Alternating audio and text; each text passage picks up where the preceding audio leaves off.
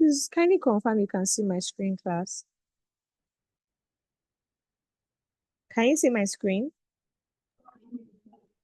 Yes. Okay. Thank you, everyone.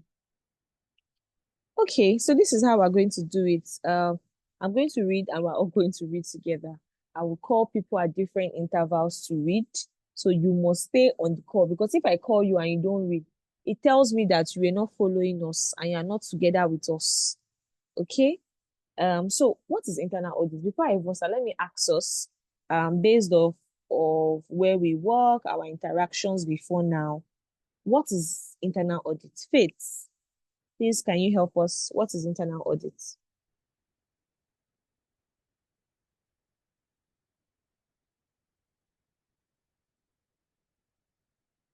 Hi, Faith. Good evening.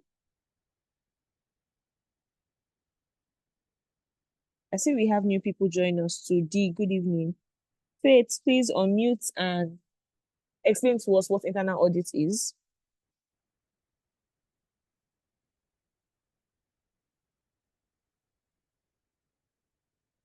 Hello. We are too early into this class for me to be having absentees.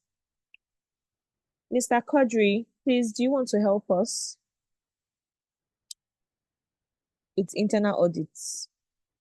An overview would do.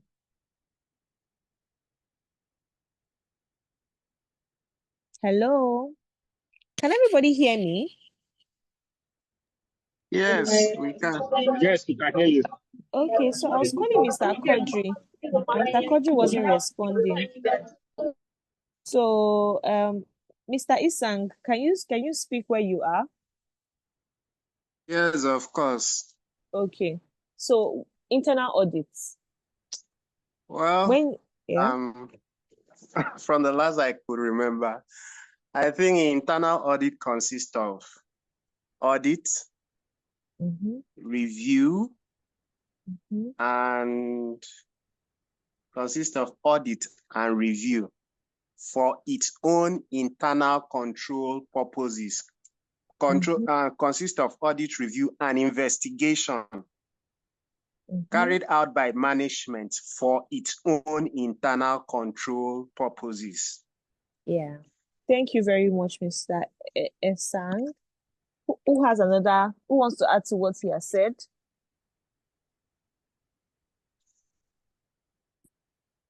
Who wants to add to what Mr. Esang has said? Let's balance it. Let me call Pamela. Hi, Miss Pamela. Good evening.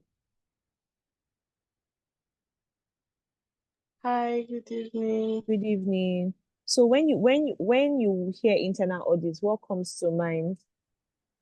Internal audit is like an organization own department that consists of auditors who examine the company's accounts, account statements, and other financial records in order to provide a true and fair view of the company's whether it's their recordings or their adherence to the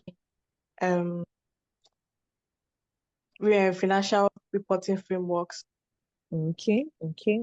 Thank you very much, Pamela.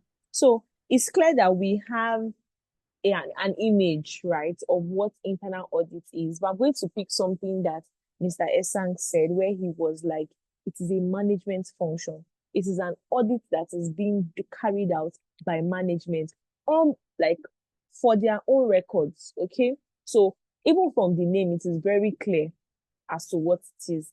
However, let's read together to know what exactly an internal audit is. So we said, according to the Institute of Internal Auditors, internal audit is a dynamic profession involved in helping organizations achieve their objective. It is concerned with evaluating and improving the effectiveness of risk management, control, and corporate governance in an organization. So let's break this definition down. So it is a profession. That means internal auditors being an internal auditor is a profession in itself, okay?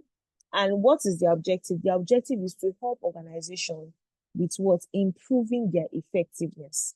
Let's even go down to say what internal audit is in itself as a definition. Internal audit is an independent appraisal established by who?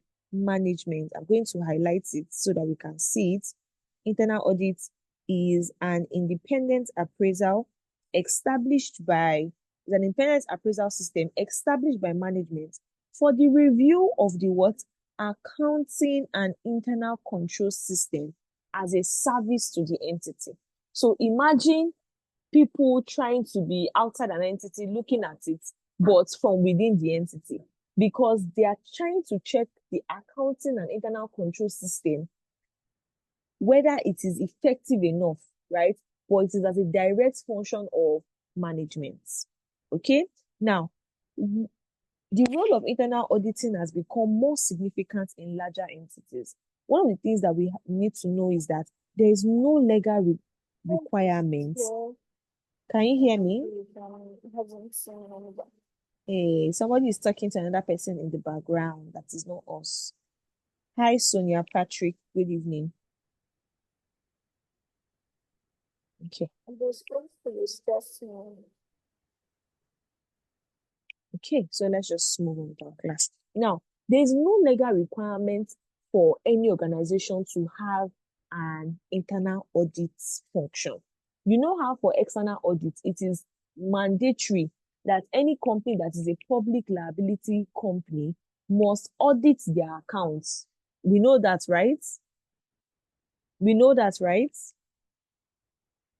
Yes, ma'am. Hello? Yeah, exactly. Yes. But there's no Yes. legal requirement that that any company is supposed to have an internal audit function. That means, in fact, many organizations do it because of the benefit that's to be gained. Some people do it to easing the burden of external audit. Some people do it because when the external auditors come, they don't want to have to be the one to interact with them. Some people do it, to ensure compliance with financial reporting before it gets to the stage where they have to pay fines. And that's why we're saying that it has become something that it is larger organizations that have started to tune towards it. But maybe for even with where we work, we have seen that even smaller organizations have started to make an effort into having an internal audit function. Okay? So, what are the reasons or what are the importance of an internal audit? Why is internal audit important in itself? Don't forget that we said that the role of an internal audit is basically to check the accounting and internal control system of an entity. Internal auditors do not make reports as to the true and fairness of that entity's financial statements because they don't have the power, because they are inside that entity. So let me paint a picture for you. An internal auditor of an organization is an employee of that organization. Okay? His duties, the scope of his work is described, right, by the management. So he is not acting independent of the organization. He is part of the organization. Okay? So even if he's giving any report, he's giving the report to management. Are you with me? Okay. So are you with me? Do I have a class? Hello? Yes, Yes. ma'am. We Okay. are with you. So we're going to have Mr. Anthony. Mr. Anthony will read the first four for us. And let me look through the group. And I'm seeing a Nokia. And Faith. Hi, Faith. Can you hear me? Hello? Okay. Or D. Sure. Can Faith hear me? Yes, I'm sure. Okay, Faith, you read the last three. So Mr. Anthony, the first four, and Faith will read the last three. Thank you. Okay, Mr. Anthony.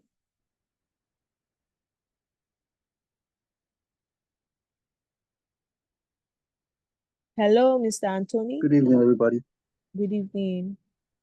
Yeah, can I see the screen because I don't have the material? I need to see the screen.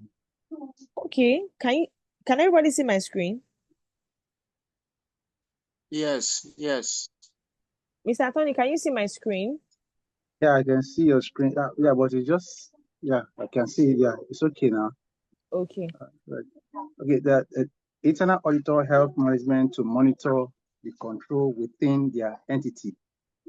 Okay, Another number point is two. that internal auditor function can be used to monitor the efficiency of the operations. Okay. Also, internal audit helps management to check and compliance with laws and regulations. Check on compliance with laws and regulations. Okay. Yeah. Fourth one. The specialist internal auditors can help management to review the why is getting smaller. Okay, Who's taking it out? sorry. Somebody was talking at the background, so I wanted to mute the person. Okay, the fourth point I come again, it says that, Okay. that specialist internal auditors can help management to review the effectiveness of control within IT system. That's the fourth Thank one. you very much. Okay, D. Yes, please. Good evening. Okay. So you're starting from internal audit department. Okay. Internal audit department may be used for work not related to the external audit that might otherwise be given to an external firm of accountants as non-audit work. Senior management can use an internal audit department to carry out external checks on its operational department. Where there is a high risk of control failure, the location of business may be visited more frequently by the internal auditors. Okay, Should I stop? thank you. Yes, that's fine. Mm. Thank you very much, Anthony and D. Okay, now what are the reasons of having an internal audit function? Since we have said that it is not compulsory that it is to be had, and that organizations do it for the benefit that they can gain from having this internal audit function. The first one is that it helps management to monitor the controls within the entity. You know, I told you that the role of an internal auditor is to check the accounting and internal control system. So internal control system is a topic that you have done from like AAT skills level. Internal control is a chapter on its own. Sorry, what's an internal control system? Internal control system is the whole system of control, financial or otherwise, set up by management to ensure if some other things, right? So that is the internal control system. So these internal audit guys will be checking that at all points, the internal control systems that have been laid down by management are being followed. Okay? They're checking that at all points, the internal control procedures that have been laid down by management are being followed. The second thing is that the internal audit function is used to monitor the efficiency of operation. You know, effectiveness is doing things well, doing things correctly, right? Making sure that it meets its objective. That is effectiveness. While efficiency, it means doing things well in an input-output basis. So efficiency is making sure that you are not underutilizing your resources, okay? Making sure that the things that you have in your organization are being fully utilized as they should. So that's another function of the internal audit department, right? The third one is that internal audit helps management to check on compliance with laws and regulation. You know, and that's why we're saying that large companies are the ones that tune towards this more. Let's say, for example, people that work in telecoms, aviation, things like that. One law that may not be followed can lead to fines of hundreds of millions, 500 millions, things like that. And management have so many other things to focus on than trying to make sure that they are living by the books, than trying to make sure that every rule that needs to be followed is being efficiently followed by them. So in order to manage that, what they can do is to set up an internal audit function, right? That makes sure that at various times, rules and regulations are being complied with. You understand? So there's a compliance function as an internal audit function. Okay? D now stay with number one. You can use internal audit department for work that is not related to external audit. And that is where them being staff of an organization, not staff of an organization comes in. When an external auditor comes to a firm to do a work, he doesn't do any other work that is not the work you have called him for. Okay? when another auditor comes into the firm, he doesn't do any other work than the work you have called him for. Okay? But since the internal auditors are your staff, you can make them to do other tasks that is not directly an internal audit function that you may even have had to pay an external firm to carry out, right? Maybe risk assessment or things like that. The sixth one we have is that senior management can use internal audit department to carry out external checks on its operational department. So they can do smaller reports on various departments and send it to management. Okay? Some people even go as far to say, okay, we want detailed reports of each department at every month, right? It's still an internal audit function. Then we have that where there is high risk of control failure, the location of business may be visited more by the internal auditors. So let's say you have multiple branches and people are saying something being wrong in a particular branch or something like that. That's part, intense follow-up will be done first by the internal auditors, to even know what is going on before you now start to look at, okay, how can we bring professionals into this, just to provide a solution and all of that. So these are the reasons or the importance of having an internal audit function. This is a very easy, busy chapter. I like to start with this because it's very conversational. You can follow up with it. Think about your organization. You may not have an internal audit function, but you have a compliance unit, okay? And this is similar to what they do. Moving on, internal audit activities. So, if you have an internal audit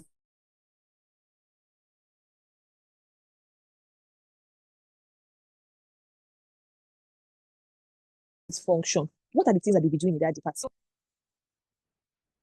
Hello, does somebody want to read for us?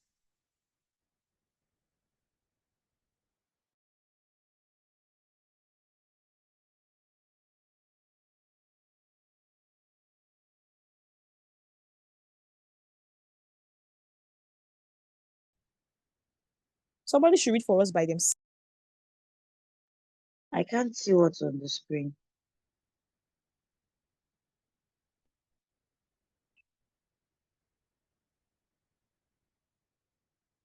The material has disappeared from the screen.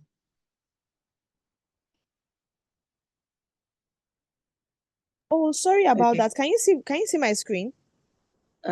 Yeah, but it's not showing you. Okay, yes, now I Okay. can see it. Okay. So please, you can read for us. Oh, it has disappeared again. Not really disappeared. I just moved screens. But it's fine. Okay. Yes. So, you can continue. Internal. I think Dee is Okay. you're enjoying your reading. Nice. Okay, let's continue. Okay. Internal audit activities usually include one or more of the following. 1. Monitoring of internal control.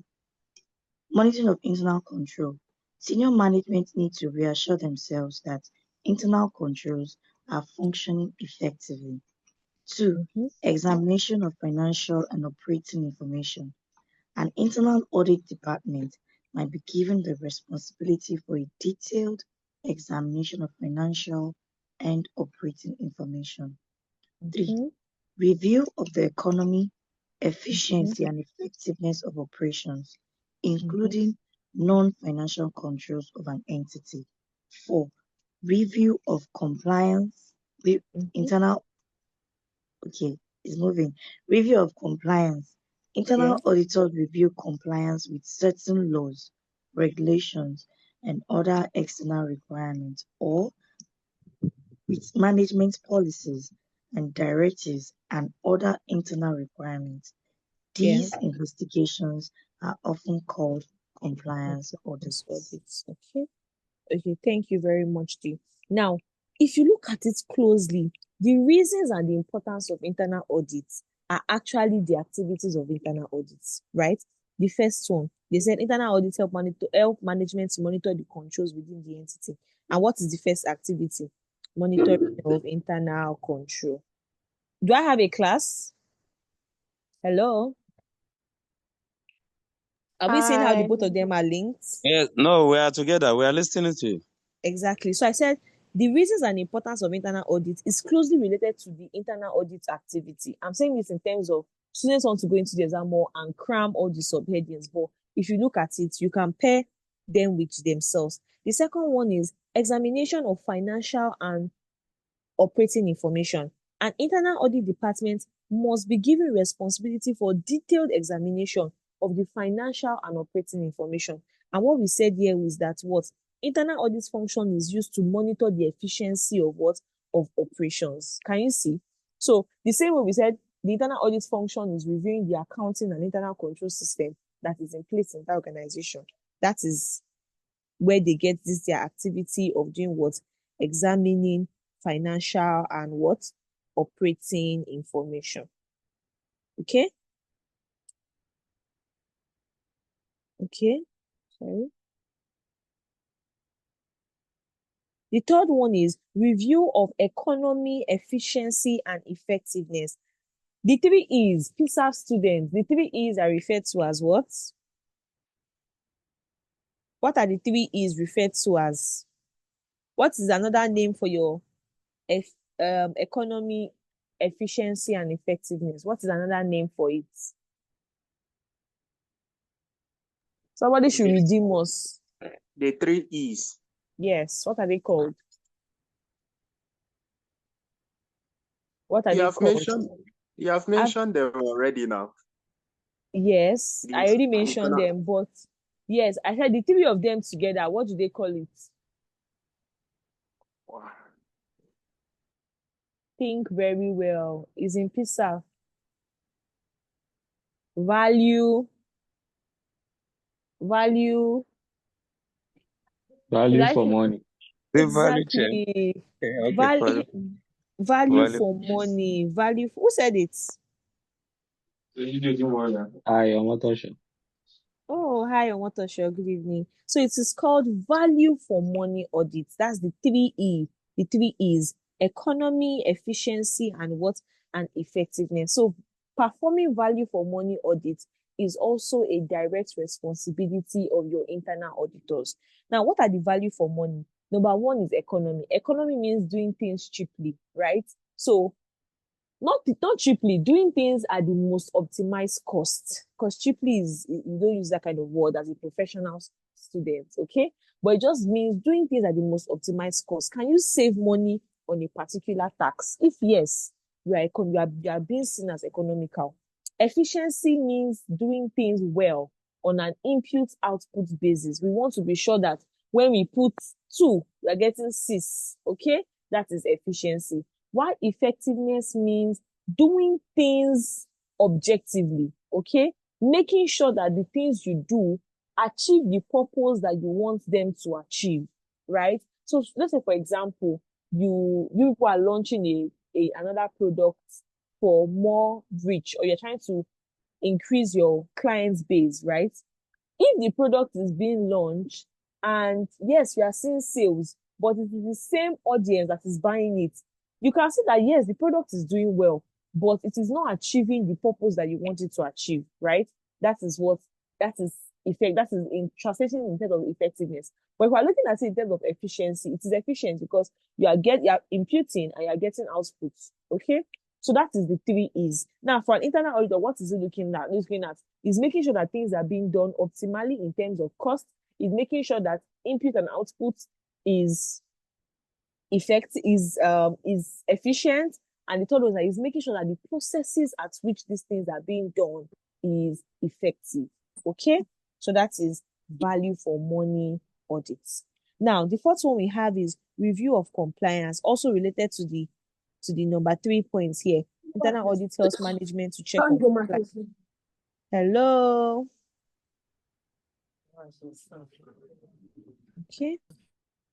Okay.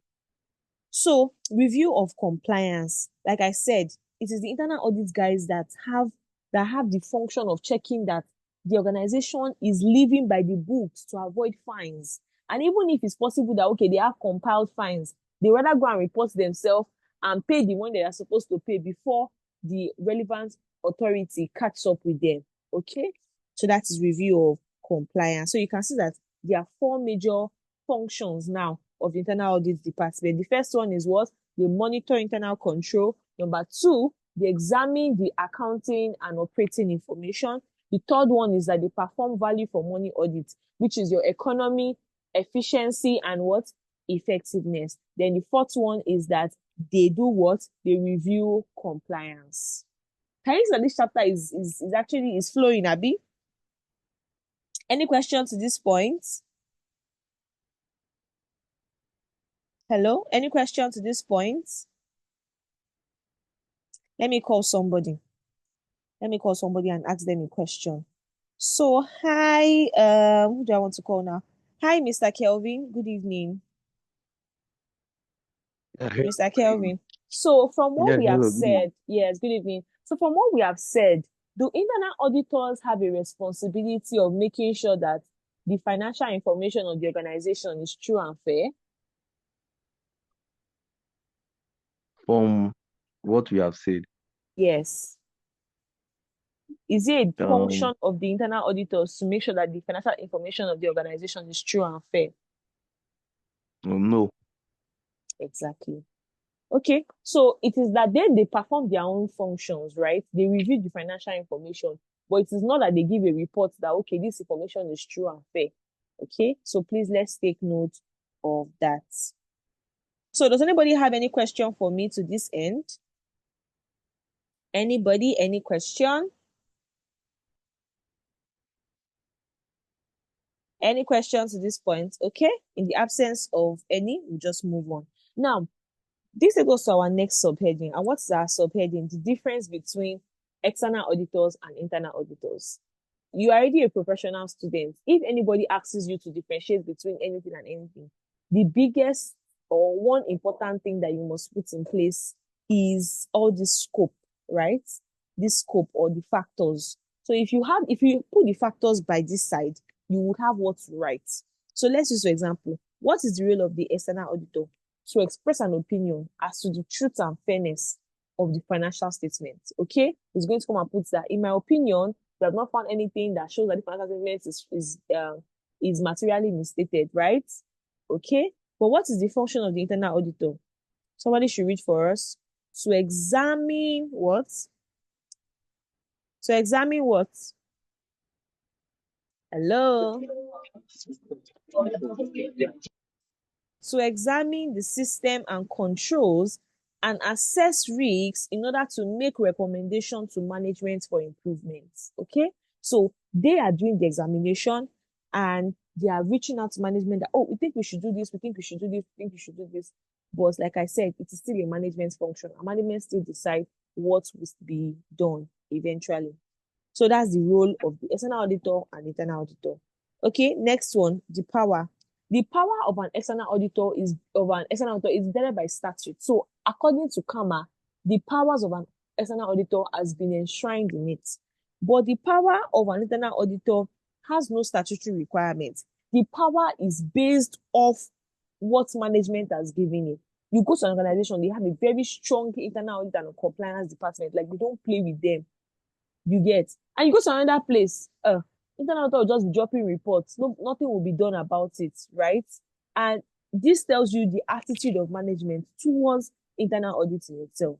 So usually the power of an internal auditor is usually based off of the level of control or authority that management has given him.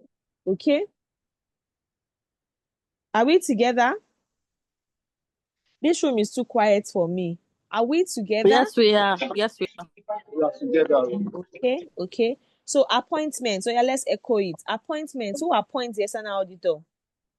You know it's already night, so let's keep it alive. Who appoints the external auditor? Shareholders. Who appoints the internal auditor? Management. The duties of the external auditor are being set by who? Statute. Board of Directors. Okay. The duty of an internal auditor are being set by what? Sorry, if you have noise in your background, you can unmute. Okay, thank you. Okay, The duties of an external auditor are being set by what? Statutes, right? When they say Yes. statute, it typically means CAMA is the one that is setting the duties of the external auditor, same as his role, okay? But the duties of an internal auditor is being set by who? Management. Yeah, so all those things. He is a staff, he's a normal staff that apply for job, got the job. So, of course, his duties are going to be set by what? By management. Who does the external auditor report to? The shareholders. Exactly. So, there is this thing, you guys will do expectation gap. You should do expectation gap, maybe in chapter 3. We'll talk about difference between what people expect from the auditors and what the auditors are actually doing. And one of the things that we'll talk about is how shareholders think the auditors are working for the directors. While in quotes, the reason why the external auditors have a job is because of the shareholders. Okay. So every audit report that is being done in itself is for the shareholders. But the internal auditor, who does he report to? Management. Exactly. Okay, so we said, so this is the table. You typically be asked difference between internal auditor and external auditor. Like I said, this is one of the easiest, like just straightforward chapters in your AAA, and that's why I like to start with it. So let's continue. The internal audit function often has a much wider role than simply performing financial audits. In many entities, particularly large entities, the internal auditors are involved in other specific aspects of auditing, such as number 1, energy audits, number 2, social audits, number 3, environmental audits, and number 4, human resource audits. So they are saying that, so we're going to do types of internal audits now, okay? So they are saying apart from this, let me highlight the major type so that we're not confused. So they're saying apart from financial audits, the second one is operational audits, and the last one is compliance audits. So they are saying apart from these 3 types of audits, there are some organizations that have a wider scope, okay, for their auditors. There's some organizations that have a wider scope for their auditors. And this now leads us to other forms of audits, like energy audits. So what's energy audits? These are checks on how the entity is making use of energy, whether in its operations and whether they are energy efficient, okay? So you want to check in maybe like a manufacturing firm, things like that. You want to check their consumption. There was this time that Sterling Bank, the headquarters, they moved to solar. They did the headquarters that all the walls around the headquarters was solar panel, right? And they started powering the headquarters with solar, right? So the internal audit guys will be checking. They will check the consumption. They will check how much they are spending as against how much they will spend if they were utilizing actual PHCN, right? So the second one is social audits. Social audit, these are checks on the impact of the entity on the society in which it operates. In CSM, we call it social footprint. Every business that exists has an interaction with the community in which it exists in. So social audit is to check that as an entity, what are we actively doing to communities, right? You see Coca-Cola say, share the love, share the, Coca-Cola adverts will have family, will have things like that, because they want to believe that this is what their product is depicting in the society, right? So the same way, for social audit, you are checking the impact of your entity on the society in which you guys operate in. Because you know that every entity, right, is a citizen. Do you get? Does that make sense? Yes. Exactly. Every entity is a citizen, right? That's why they even register. That's why it's a corporate entity separate from its ownership. Okay? So, and all of that. That's why you can sue a company, because in quotes now, that entity is a standalone. Are you with me? Yes. Okay. So we have environmental audits. Environmental audit, these are checks on the effect of the entity and what it is having on its natural environment. So things like sustainable materialing, recycling, reducing pollution, all of that. There was a year that I think PwC now issued a report that they said, oh, they reduced their paperwork by 40%. They're saving the earth, right?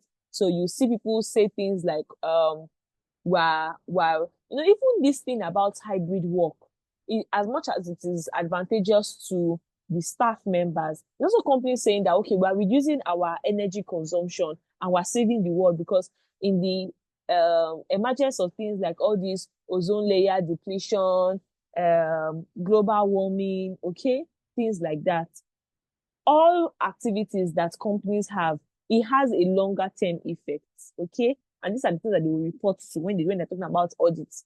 So not only they're saying that we've gotten out of the era of just doing financial audits to now even doing newer forms of audits. Also, we have human resource audits. These are audits in the workforce of the entity to check whether the entity has adequate system for recruitment, training, development of the employees to meet its current and future needs. And that's why you go to some firms, they'll tell you that, oh, when you come in, you have to sign an agreement. You can't live in this amount of years.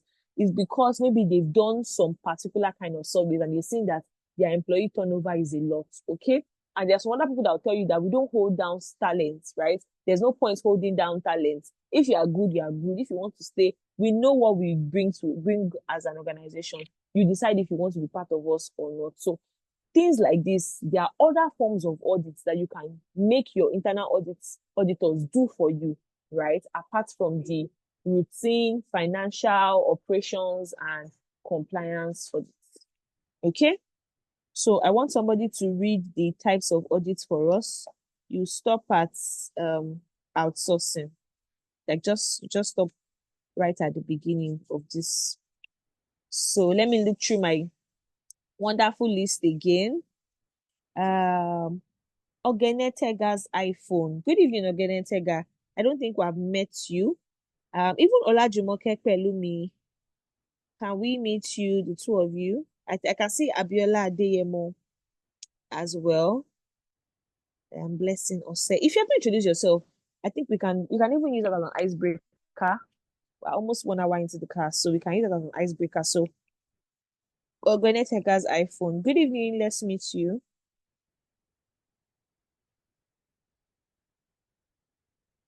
Hello.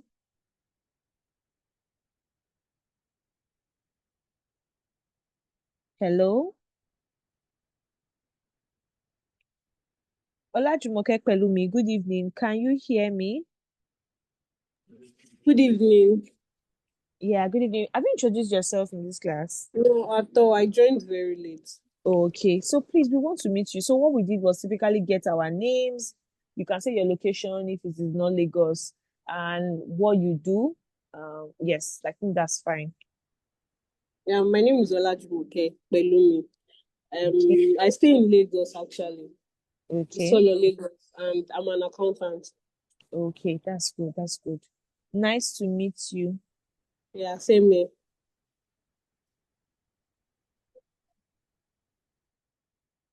Nice to meet you, Olajumoke.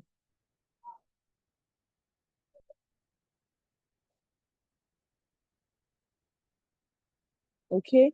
So hi, Blessing Ose.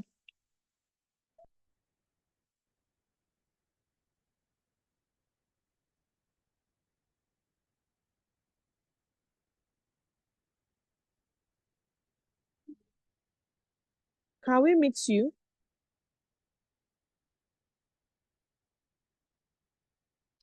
Hi, Blessing. Good evening. Can we meet you?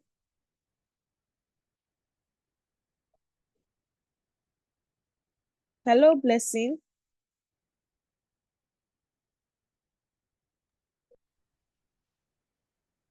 Hello, Blessing. Can you hear us? Okay, so let's just move on. I'll not take too much of our time. Somebody is using Nokia. Who is this person using Nokia? Good evening.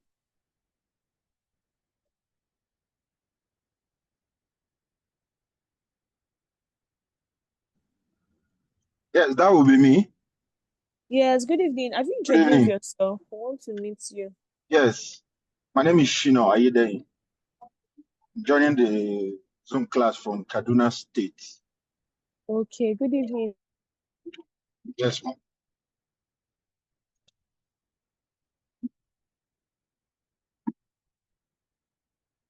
What's your name? I didn't pick that. My name is Hello? Shino Ayedeyin. Can you hear me? I don't know. Is it me or can we not hear him clearly? I can hear him. He said his name Okay. is Additional. My Additional, name is right? Shino. My Okay. name is Shino Ayedeyin.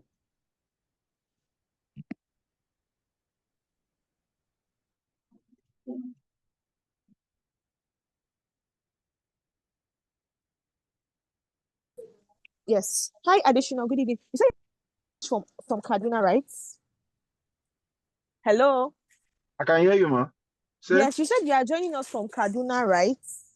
yes, Kaduna State. Oh, okay. So what do you do for work?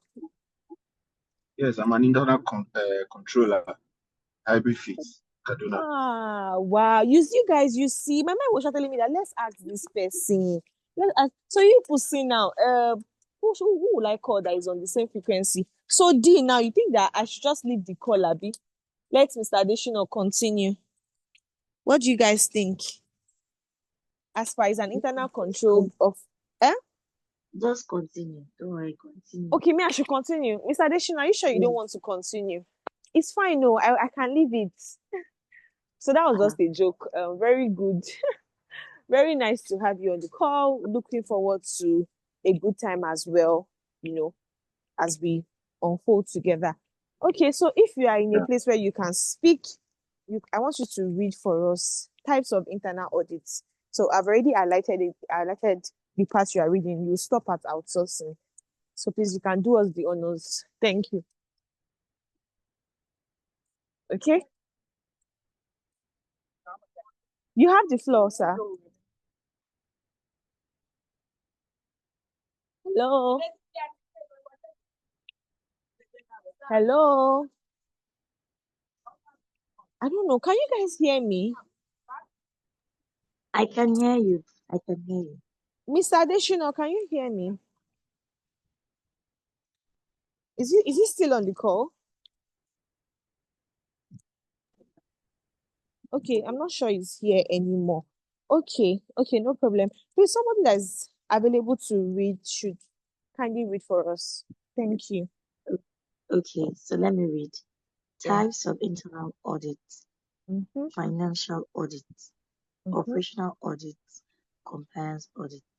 Financial audit is the transactional role of the internal auditor. Internal auditors Sorry. Just give me.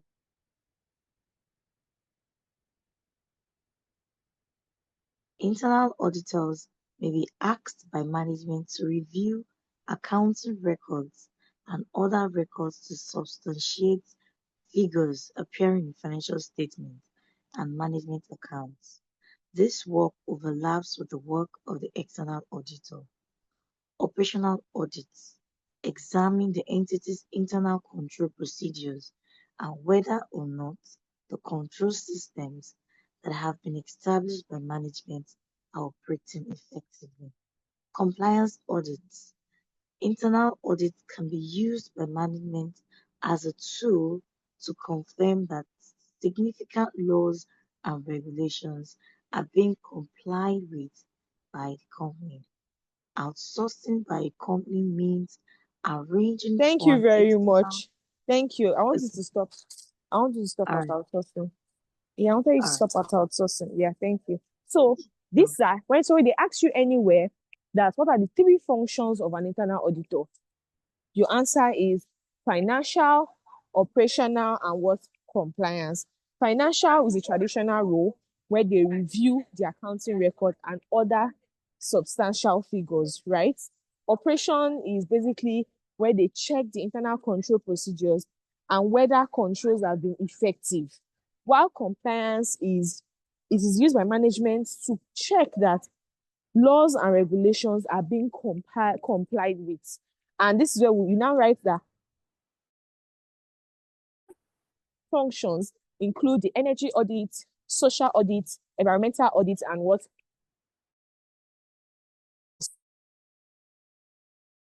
So if they ask you Three functions of an internal auditor. What you write? Financial,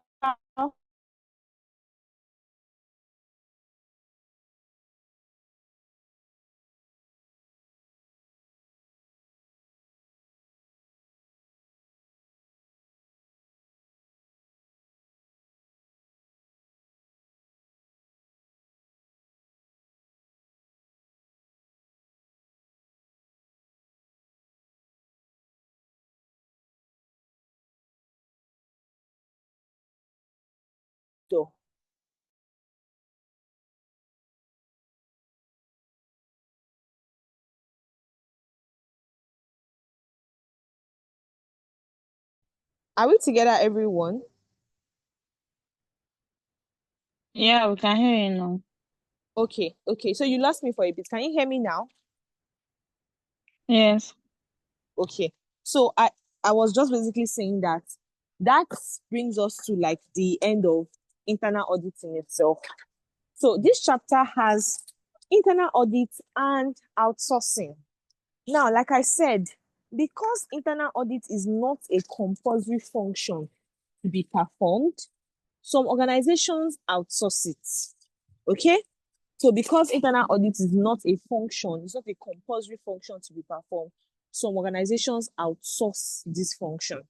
So we're going to basically be looking at outsourcing, majorly as an internal control function, but we'll also be looking at other services that can be outsourced by an entity. Okay?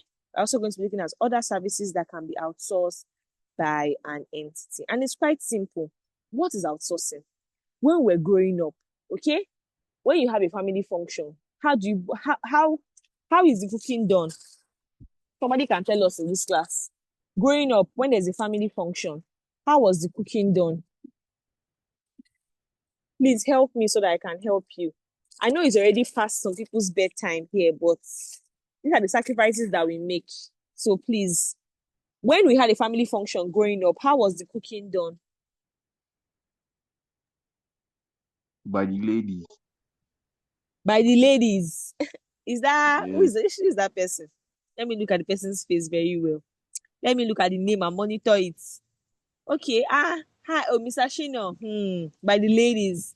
The ladies, come and speak for yourself. Where you put the ones that used to No, cook? not the one that says so. Okay, who said so? Who said so? You're not the one, Ke. I'm the one. Okay, Kelvin. Okay, Kelvin has said by the ladies. So the ladies, please come out though. Were you people the ones that used to cook before? The ladies say they're not speaking for themselves, but yeah, you are very I correct. agree. I agree. You agree that it was done by Yes. the ladies. Yes. Yeah. So growing up, when there's a family function, you know that the cooking is going to be done. It is the people that are married into that family that came to come and that they're basically the ones that are going to cook, right? On that day, you may not even have time to even enjoy the function because you get into the function at the end of the function, okay? Because one or two, right? The food, you came with the food and all of that. So that was the way most of us grew up. But in recent times, we realized that there is a family function, even small birthday. What is happening? They are checking on Instagram, Abi, to look for a vendor to order some liters of food from, okay? And you're basically taking away all the stress, all the fights, all the back and forth that will happen that morning. You know, people can even come in that morning because there's literally nothing to cook, okay? So I think that is a very literal and relatable example of outsourcing, okay? So outsourcing just means arranging for an external entity to perform a task that will have been previously done by you, okay? So I think we can all relate to this family function and how in recent times, because you just think about it that all these inconvenience that we want to trick ourselves inside, can we get somebody to do this for us? And the person says, oh yes, we can get somebody to do this for us. So they will choose to outsource the function instead, okay? So let's go over it. Outsourcing by a company means arranging for an external entity to perform a task that would have otherwise been performed by the company's own staff. It usually refers to routine and repetitive procedures and operation. Outsourcing of work to external suppliers and service organization is a common practice. So in the corporate world, right, different functions are being outsourced. People will tell you that in the bank, not everybody is a bank staff, right? Because a lot of functions in the bank are being outsourced, right? Okay, and even in the corporate world, people outsource their internal audit, people outsource their taxation, people outsource their accounting, people outsource their IT support. We know these things, right? So that I'm sure that I'm not speaking to myself. We know about these things, right? We know that these functions are being outsourced, right? Please now, let me not be dragging you guys to speak. We know Yes, that these yes. functions are being Yes. outsourced, right? Exactly. Yes, So now that takes yes. us to when everybody already finished saying yes. Oh yeah, that's fine. Thank you for responding. So we said that outsourcing of work to external services is a common practice. So let's look at examples of work that can be outsourced. Exam question. So what are they? We have payroll operations, internal audits, financial and management accounting activities, IT services. So all these functions are being what? They are being outsourced. So it is not compulsory that these functions are being performed by the company's staff. Okay. So we also have work relating to taxation and compliance and tax consultancy, due diligence procedures for acquisition and merger. So due diligence is one of the things that we'll talk about as we move forward in our advanced audits. Okay. Sorry. As we move forward in our advanced audit, also we have non-financial services. So that's where the example I gave comes in: catering, cleaning, motor vehicle management, motor vehicle fleet management, staff recruitment and selection. So these are 7 examples of things that can be outsourced, and really the possibilities are endless. Okay, so payroll, that one is like, how people use seamless HRs. There are even apps, right, that help organizations to do these things. Some people even employ people specifically for these functions. We have internal audits. We have financial management, accounting activities, IT support. IT support is very popular. A lot of banks even outsource their IT support to work relating to tax compliance. That's where the big fours, that's where they get a chunk of their money. Due diligence when it comes to merger and acquisition. So due diligence is telling somebody to go and say, okay, I want to buy this other company. Help me check if this company is worth buying, right? Help me check if the value that they are saying that they want to sell, if it's reasonable, right? And you now call somebody to help you check all of this. So that is due diligence. Okay, moving on, we have non-financial services too, like I was saying, cleaning, motor vehicle, monitoring your fleet of cars or things like that. Companies also outsource these functions. Okay, so advantages of outsourcing. Before we even start reading, let's use our typical catering example, right?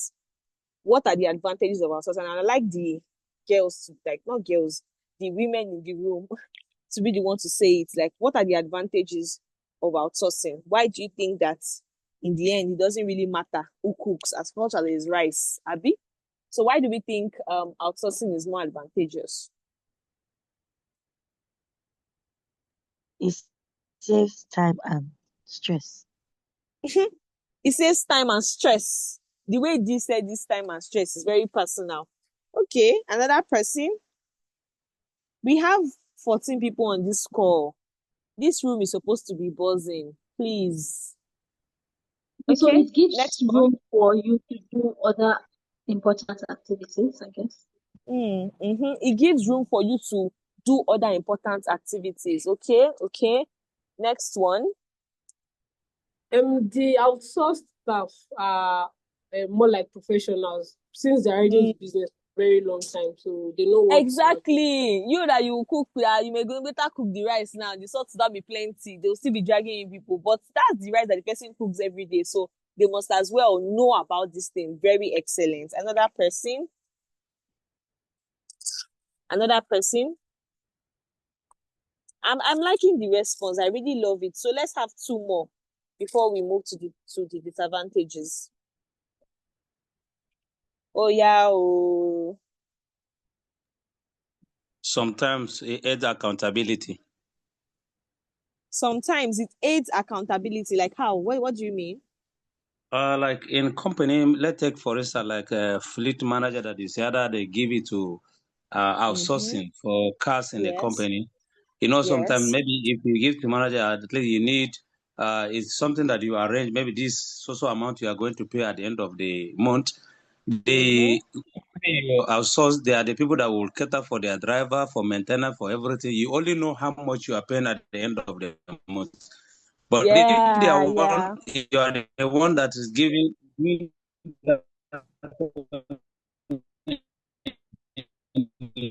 company, the drivers will come with complain, and maintenance will complain. At the end of the day, you will spend more than accountability.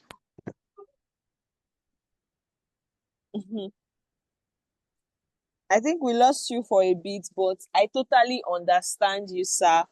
I totally understand you, sir. Thank you very much, everyone. So, you see what I say?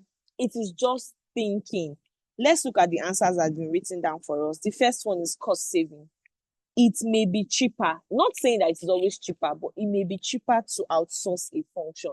A lot of times, like, we just to believe that it's more expensive. But sometimes, just look at it and say, let's look at all the factors that will go into this thing. So majority of the time, it is usually cheaper to even outsource. The second one is that the skill of the external agency or service provider, like you were saying, this is the jollof rice that the person has been cooking since. These tax people, that is what they've been doing. Since when the person resumed this position, that is what they've been doing. So imagine having an expert handle your tax as against you just trying to wing it. Okay. So most of the time they can prefer to do a work from somebody that is external, that is their job, than just being the one to carry out this service by themselves. Also, we have access to the most up-to-date techniques and technology. So for like IT services, even for normal services, that person can have a way they make their jollof rice. Some of these people, because they do like they know that they do it in large quantities. They have systems that are already in place that helps their cooking, right? That helps them to carry out the services, maybe even a professional service. They already have softwares that makes their work very easy. But you're just coming to figure it out, right? It may make that work harder for you. Then we have access to up-to-date technology. I think that's what I already said. And then we have management are able to focus on their time on core activities. There's this picture that the disciples were talking and they were like, oh, should we go and leave the work that God has given us to serve tables? And that can literally happen where, because management have other things to do, they just neglect one aspect of the business. But if they are sure that they're giving this aspect of the business to professionals, they are able to relax because they know that the people that are handling this thing right now are what? They are professionals in this field. Okay. So let's look at disadvantages of outsourcing. So I would appreciate if the men in the room can speak for us. I'm tempted to call Mr. Adeshino, since this is his call. So Mr. Adeshino, what are the disadvantages of outsourcing?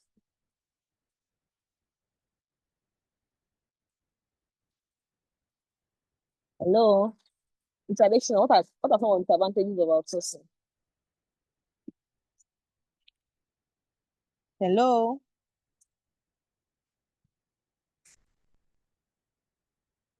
What are some of the disadvantages of outsourcing? Oh,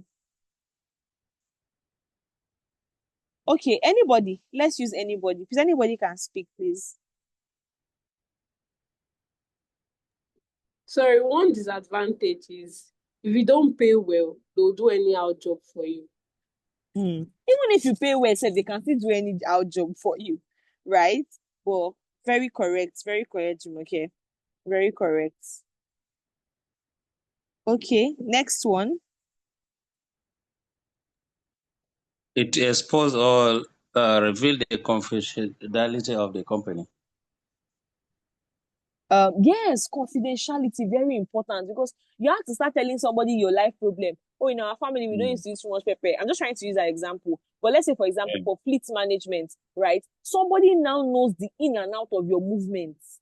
Do you know how risky that is? You understand? They'll tell you that your driver is one of the most, like, your driver has a tendency of putting you under risks. You understand? So imagine that you have now given such kind of information to a whole company. You understand? So confidentiality is also very important, even as something that for financial services, for payroll, for tax. You understand? Even for internal control, because for internal control, you cannot conceal any information. This person or this company knows everything about you. Do you get? So that's a very, very good point, confidentiality.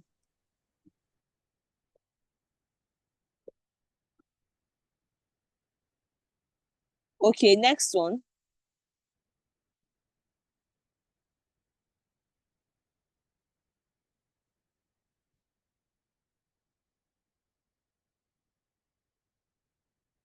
Okay, next one.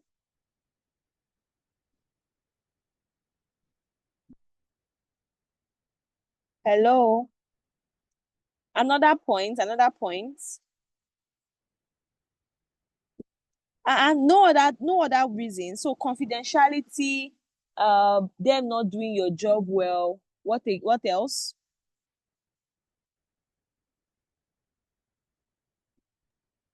For some people who are hardly ever satisfied with some services if they don't do it themselves, so the satisfaction might not be there. Tomorrow, okay. Okay. So yeah, it can be like meeting somebody that meets your exact needs can be kind of difficult. Okay. So let's look through it. Number one, if the work is not properly specified, the service provider may fail to do what the entity requires it to do. You know, it can be very hard selling your exact vision to somebody. Have you ever maybe somebody did something for you and you want to be grateful for what they've done, but you know that they've not done it the exact way. So you're struggling to say thank you, or you're struggling to say, just don't worry, like I'll still go and work on it by myself. You understand? So that can be a problem in itself, like trying to sell an exact vision of how you want something to look to somebody may be difficult. The second thing is that what? Timeliness of the service provider to deliver the outsourced services. And this is where, like, for example, payroll. You know that people don't want to hear anything. All they want is that their salary to be paid. Now, imagine if you have outsourced your payroll, somebody saying that, sorry, our payment platform is not working, all of that is not working. Or for example, this IT, right? What used to happen? Tech guys, they don't want any job that ties them down. They'll tell you that, okay, we'll work on the updates next week. When next week? Don't worry, you see the updates next week. And companies are like, no, we don't work like that. You can't just tell us next week. We need a time. We need to know that next week Thursday, next week Tuesday, you understand? But timeliness is usually a major, major thing when it comes to outsourcing the function, because now that thing is no more in your control. So somebody can just cook up one story for you and tell you, and you know that, but this thing doesn't take as much time now.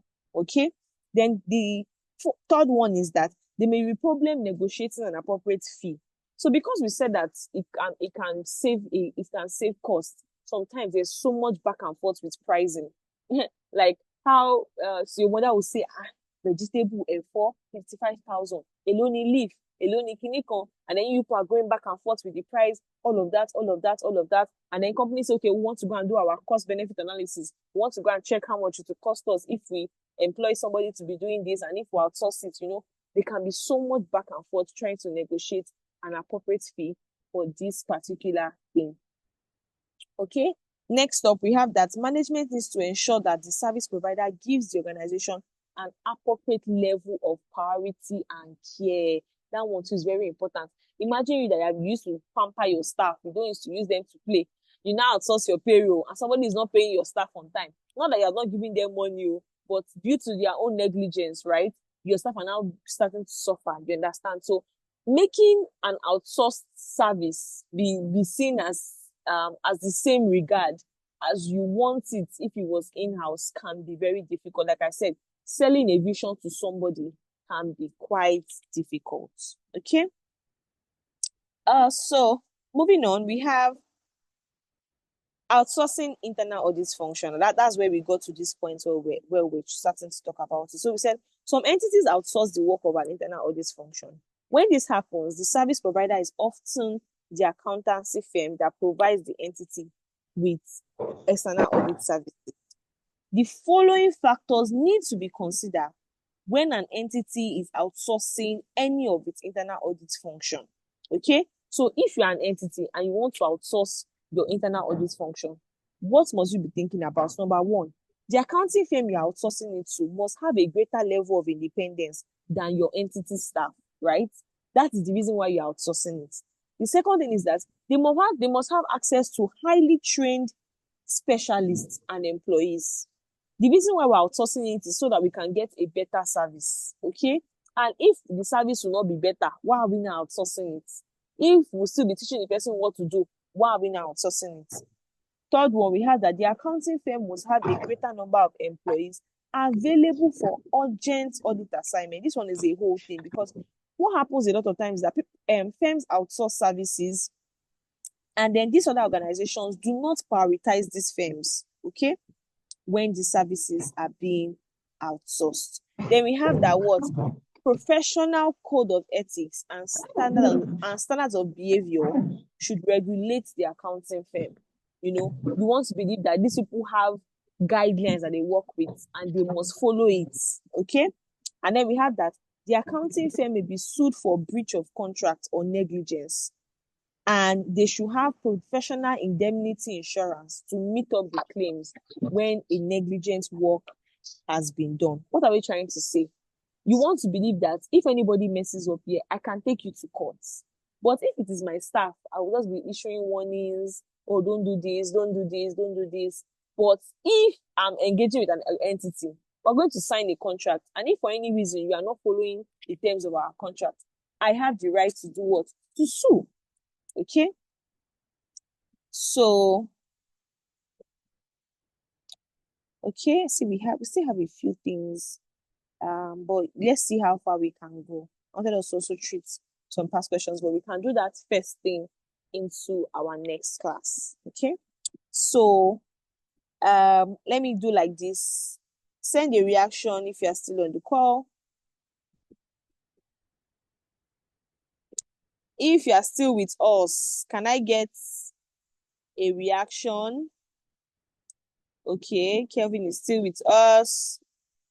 Good evening, Otai for Isabu. I'm even just seeing your name for the first time. Okay. Hi, Augusta. There's an Augusta as well. Good evening. Good evening. I want to be sure that I still have people on this call with me and I'm not alone. Okay. Hi, Blessing. Can you read the disadvantages of outsourcing an internal audit function for us? It's very similar to the normal disadvantages. So can you read it for us? Yes, please. Okay, so disadvantage. Wait, I can't see. Okay, can you see it? Yes, I can. Okay. Disadvantages of outsourcing the internal audit function to the external accounting firm. Professional firms are not under the control of the entity in the same way as their in-house internal audit employees. Fees for internal audit work can be high. Sorry, please, can you check your sound? Is it just me? I'm struggling to hear. Is it just me? No.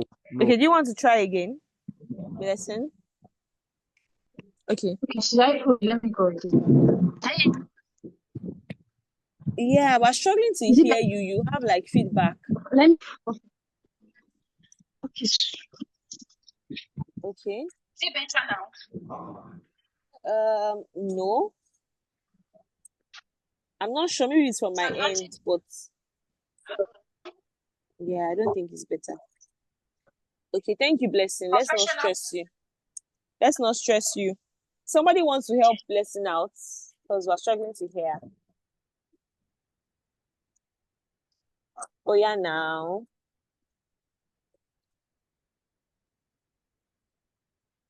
Hello.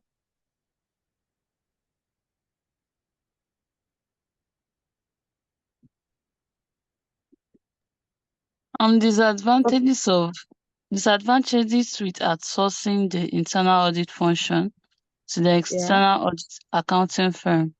1. Professional firms are not under the control of the entity in the same way as their in-house internal audit employees. 2. Fees for internal audit work can be high. 3. Professional firms may not have the same level of detailed knowledge of the entity and its operations that in-house internal auditors working in the organization as on a daily basis would have. 4. There may be threats to the independence of the external audit, where the firm acts as both internal auditors and external auditors.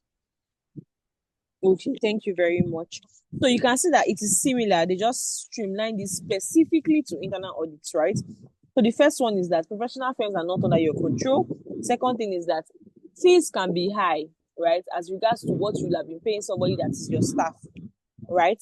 Then we have that professional firms may not have the level of in-depth knowledge than that person that is coming into your organization every day. Do you get? And then we have that there may be a threat of independence when to the professional when he's being seen being too familiar with you, or if for some reasons they also have to carry out other non-external services, right? There may be a bit of issue. Okay. Now we said the auditor is engaged by the audit client and has no contractual relationship with the service organization. However, the auditor may need to obtain audit evidence from the service organization. So what are they trying to say? They are saying that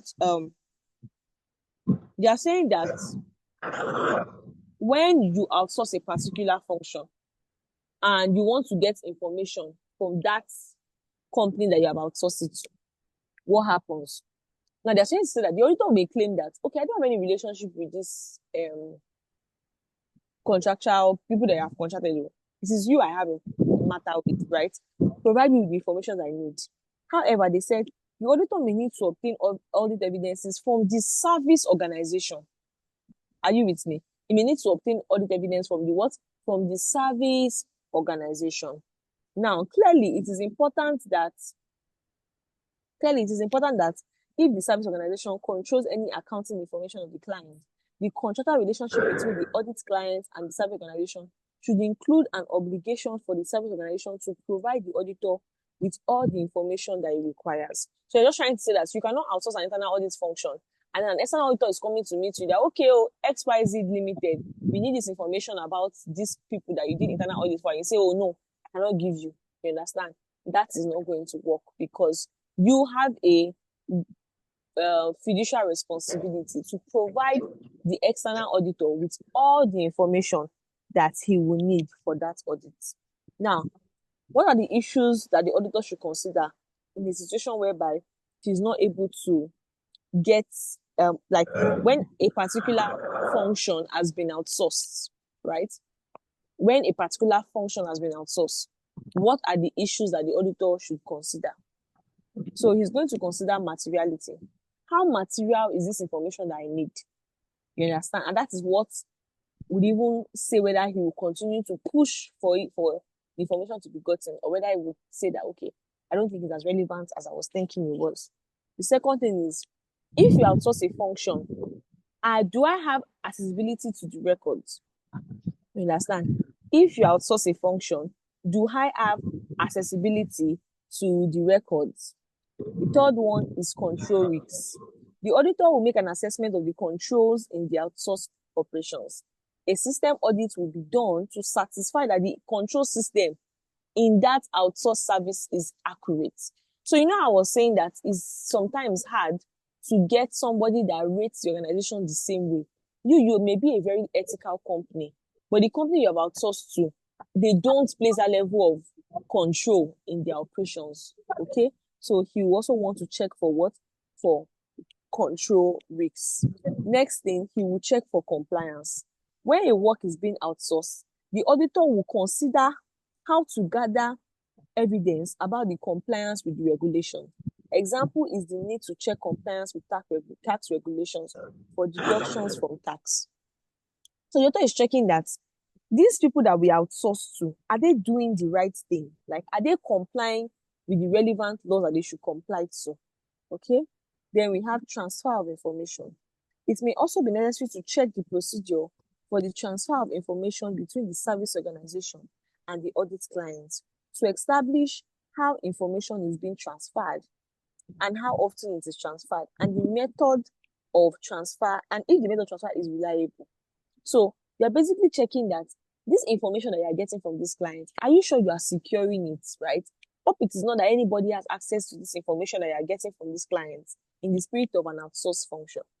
Now, I really like this part, and I want somebody to read for us. What did they say? Somebody should read for us. If you are asked in the exam, okay? I'm with you. Hello. I know you have had a long day, but let's push. We can do this.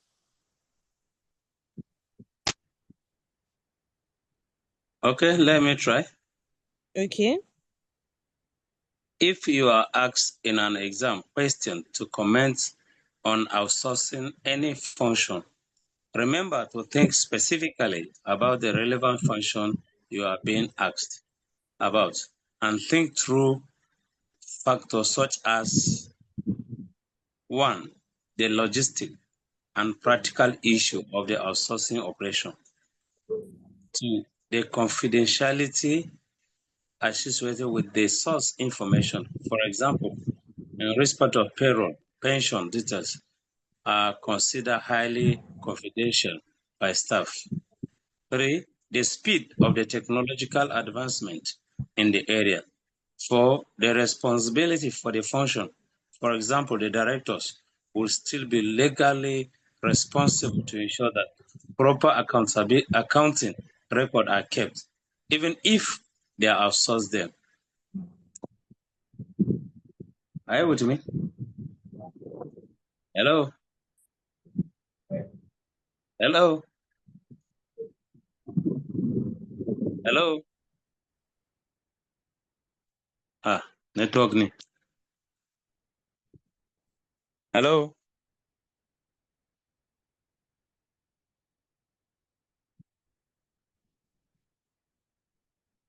We can Hello? hear you no. We can hear you. Okay, because the moderator is no longer hearing me. That's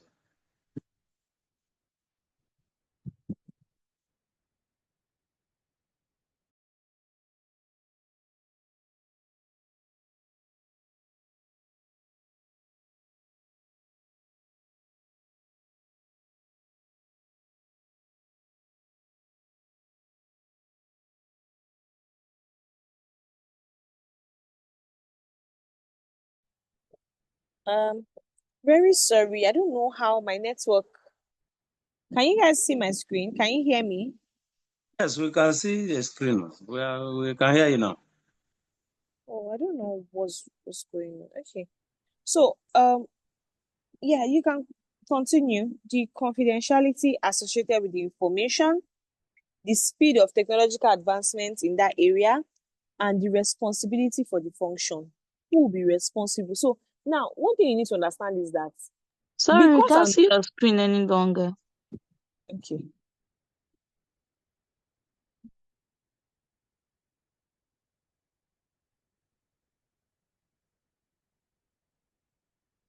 So one thing you need to understand is that because a function is outsourced, does not take away the responsibility of that function from the original owner. So because you outsource a function, it does not mean that when, let's say, shareholders come and meet you and say, oh, the financial information, blah, blah, blah, they have questions, you can't go and meet them that, you can't tell them that, it's not me, go and ask this person, it's not me that, you understand? You can't tell them that because you are the one that they gave that responsibility to, okay? So that's one thing that you need to know, that because a function is being outsourced, does not take away the responsibility of that function. Now, just to continue, we have audit consideration, right? When a particular function is being outsourced to a service organization, what is the auditor supposed to do? So according to ISA 402, what's ISA? International Standards on Auditing. Those are our ISAs. So According to ISA 402, the objective is basically the auditor wants to obtain an understanding as to the nature and significance of the client's internal control, and he wants to be able to perform audit procedures to assess the risks, right, for that service organization. So if the auditor is unable to obtain sufficient understanding from the client, then he has to use some certain procedures. They are called either a type 1 or a type 2 procedure. So we're going to explain what a type 1 report is and what a type 2 report is. The second thing is that he's supposed to contact the service organization via the clients that I need this particular information. You people need to give me these things for me to be able to carry out my work.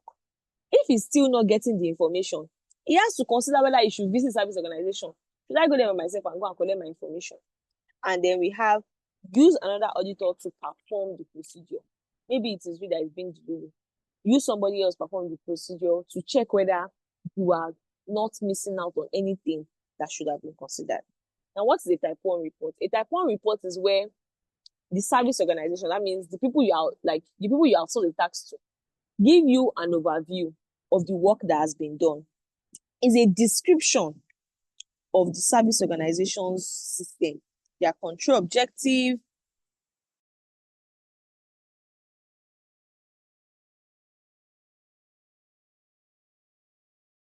and is a type 1 report. While a type 2 report is a more detailed report. It covers not only the theoretical parts, but it covers in specific the controls that are in place. You want to check that these controls are being appropriately followed, okay? So that is a type 2 report. And either ways, this report is gotten from the organization that you outsource this service to, okay? So they said before relying on a type 1 or a type 2 report, the user must be satisfied that the service auditor's professional competence, it must be satisfied with their level of professional I competence. don't know if I can get that bag. The type for that my makeup. I want to get another one to be putting on the hair products. Hello. Ogene Tega that wants to get products. Okay, moving on. So you want to make sure that the professional competence of that firm is intact. You want to make sure that their level of independence is also intact. And you want to check the report, the standards upon which that report was issued. So I personally, I like to treat questions when we have. So let's check our Pathfinder for questions. I'll put it on the group. Did I?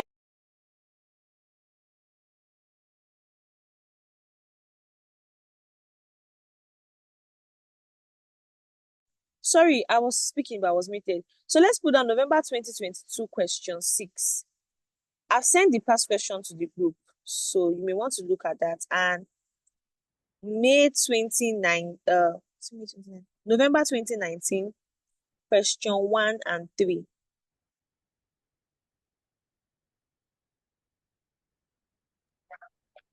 Excuse me, ma. You are yet to receive it.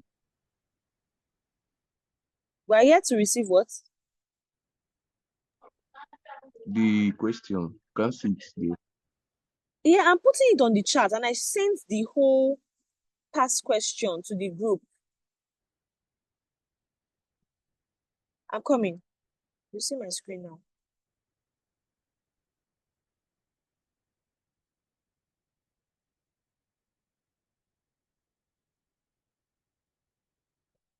Okay, so I'm forwarding the 2 materials I sent today again because I see that some people just joined the group.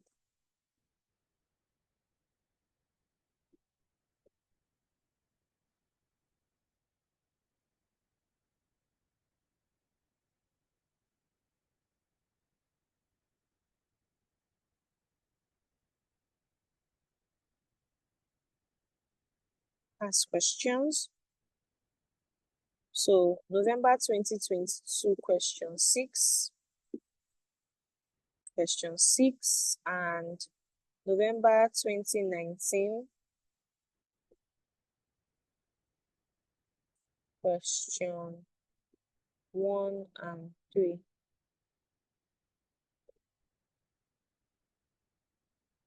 Okay, so I'm going to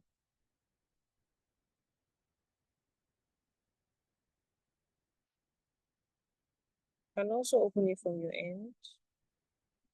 Share my screen now.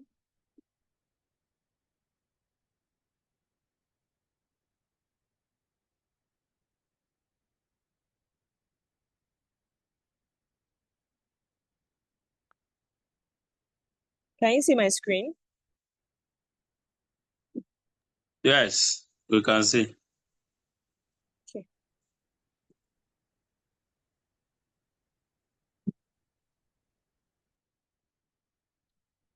So please, somebody that has a very good network should read the question for us.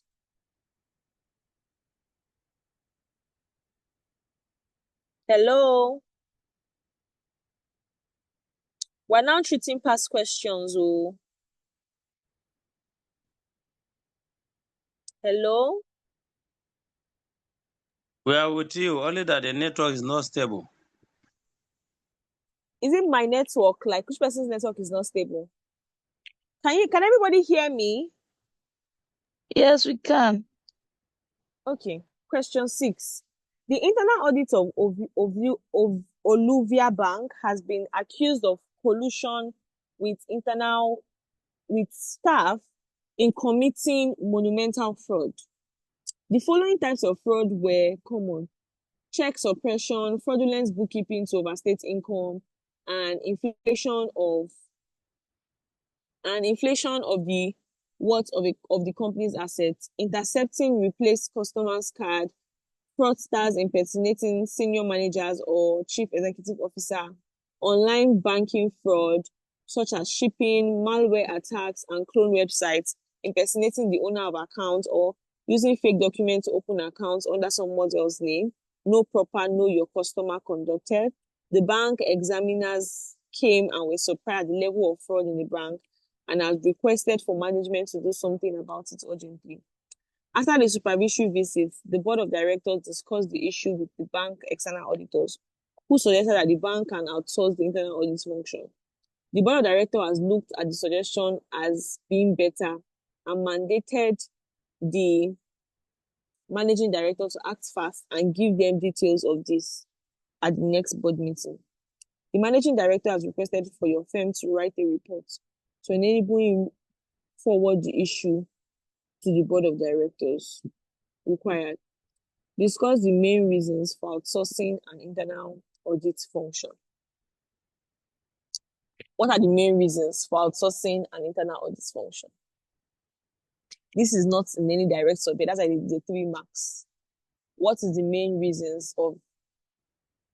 You can pick your main reasons from your advantages, right? The main reason is because you want to have professionals being the one to review this. You can write 3 points. You want expertise. Number 2, you want access to up-to-date technologies. And management wants to be able to outsource this function while focusing on other core needs of the entity. Okay? The B, what is the B question? Hello? Outline the advantages and disadvantages of outsourcing. Did we do that? Did we treat It's not that necessary today? now. Yes, we did. Yeah, so We did cost treated it. saving, yes, cost saving, up-to-date technology, expertise, right? Time, saving time, ability to focus on other things are the advantages. Disadvantages is it may be hard to sell a particular vision. The entity may not have the same level of compliance. Following up with work in terms of time can be an issue. And cost factors as well. Yes, Value agreeing on a expensive. fee, right, can be difficult as well. So this is 10 marks. I'm expecting nothing less than 5 advantages, 5 disadvantages. Okay. Then they said, discuss which part of an audit function cannot be outsourced. 2 marks is very simple. The part of an audit function that cannot be outsourced is the responsibility. And that's why I was saying that because you outsource a function does not take away the responsibility. Because an internal audit function was outsourced does not mean that when these external auditors come, and say that they are saying all these things, management is not saying, it's not our fault, though. You are giving the external auditors to be the ones to do it. No. Even if a function is outsourced, it is still a direct responsibility of what? Of management. So the responsibility part of an audit function cannot be outsourced. So do you see the style at which they ask questions? The 10 marks was in our pack, live and direct, Abi. But the 3 marks is what you have to think about. The 2 marks is also somewhere in the pack. Do you understand? But it is not this is the line where it is. I hope you are getting the style of questions now. Hello? Yes. Okay. So I'm just going to check November 2019 question 3, and then we'll have November 2019 question 1 as an assignment. Okay. So let's check question 3.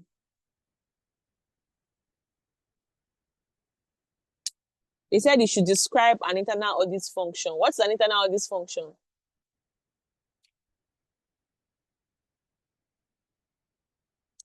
What is an internal audit function? No, it's an independent appraisal examination that is carried out by management to review the accounting and internal control system.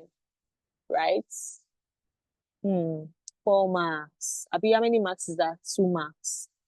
Explain 4 examples of the work of an internal auditor that the external auditor could rely on. So you look at the function of the internal auditor. The external auditor can rely on financial reviews that were done at different points, right, in an organization. Sorry, my network is problem. I can't even hear what is happening on the platform any longer. So this call, to the best of my knowledge, is being recorded. So you will get the link to listen to the recording. I'm very sorry about your network. Okay. So the next one is you check their operations, operational duties. If any operational report has been given at different times, the external auditor can rely on these operational reports, and also he can rely on the review of compliance that the internal auditor has given at different points. Also, the external auditor can also rely on feedbacks that were given to management to check if they were being followed at different times. So you can see that the way the answer is, there are things that you would have interacted with in the course of the topic, but they are not directly there that, oh, this is the answer, come and pick it. That is different between your skills exam and your professional exam. Okay? Now, they said evaluate 3 matters that the auditor should consider when determining whether the work of an internal auditor should be used for the purpose of an audit or not. And that is the last part of what we're saying here. You want to check the service auditor's professional competence, Abi. You want to check his level of independence, and you want to check the standards at which his reports were being issued. Those are the things that will tell you whether you can determine whether you can use the work of that auditor or not. Then they said, similar question. Describe how an external auditor may evaluate objectivity and competence. This question is quite tricky because they were now asking chapter 2. So what you're supposed to define is objectivity. Objectivity means without a form of bias. Competence means you are competent enough to do the work. As we move on further, we'll talk about those ones in details. But how can you know that somebody is objective? He must not have any other relationship with the client, right? You also want to make sure that he has all the necessary level of professional certifications that are required to be able to carry out that work. Okay? So they basically divided it into 2. You're explaining objectivity and you're explaining competence. So I will leave you to question 1. Let's see what's there. It's not all the part of the question 1. They said sometimes using an outsource function, the external supplier controls the information in the ledger and the client might hold none of this information. Discuss the issue that the auditor sought to provide to consider in this information. Who knows the answer? It's a direct subheading. Hello, can you hear me? The answer is that materiality. This is the answer. This is the answer. It's considering materiality, access to records, control risks, compliance, and transfer of information. It's here. They said the organization must include an obligation for the service organization to provide the auditor with such information. Issues for the auditor to consider in this type of situation are as follows. So that is what we're asking them here. So this is the question that I want you to do as an assignment. So you can see E2, discuss the advantages and disadvantages of outsourcing. How many marks? How many marks? Do I still have a class? Six. Exactly, 6 marks. So imagine this diet alone. But this is the only 2 times that internal audit has been asked. Yeah, sorry. These are the only 2 diets that internal audit has been asked. So I like to start with it. It's an easy breezy chapter. So if this chapter that is direct, they've only asked it twice, imagine what else to expect. Okay? So please, there's a lot of work to be done. This is not a class where you come into class, somebody's forcing you to be here. If you are going to be absent well. And if you are going to be present for the class, you must as well also put in the work that is required. Okay? So it's the first class and I would like to leave it early. It's too early to be stretching into our time. So I'm happy to call it a day with you all. Thank you very much for your time. Do we have any questions? Something that is very urgent that you want us to answer on the call? If not, I would actually appreciate if you can end the class on time.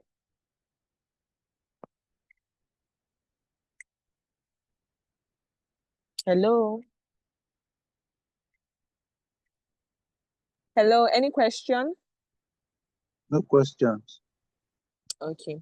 So in the absence of none, that will be all for now. My name is Christiana and my DMs are always open. Okay. They may be slow response, but you can always reach out to me.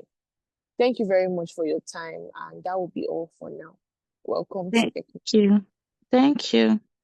You're welcome. Bye, everyone. Bye-bye. Good night.